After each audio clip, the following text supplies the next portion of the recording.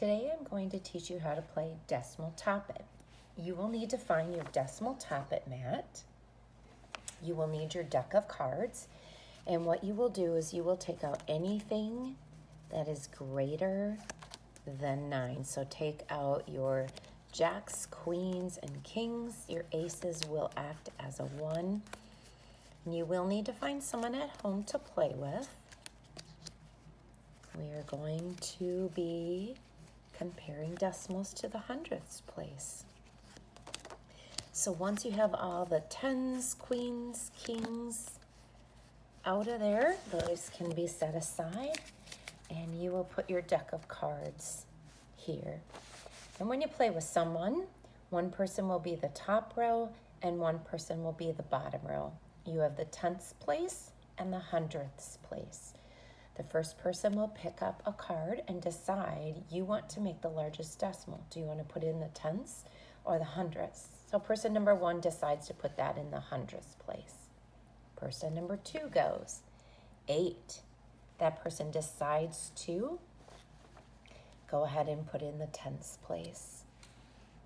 Next person doesn't have a choice, has to go in the tenths place. And look at that.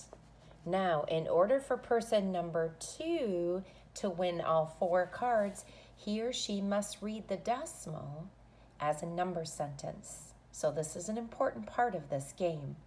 So person number 2 would say 88 hundredths is greater than 44 hundredths. If person 2 says that, person 2 holds on to all these 4 cards. Then person number 2 goes first, a 5. Do you want to put that in the hundredths or the tenths? Person number 2 decides to put it in the hundredths. 3, person number 1 decides to put it in the hundredths as well. Back to person number 2, a 1. And person number 1 gets a 5 and puts that in the tenths place.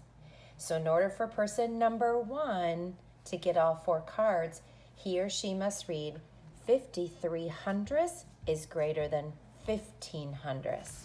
And person number 1 would get those 4 cards.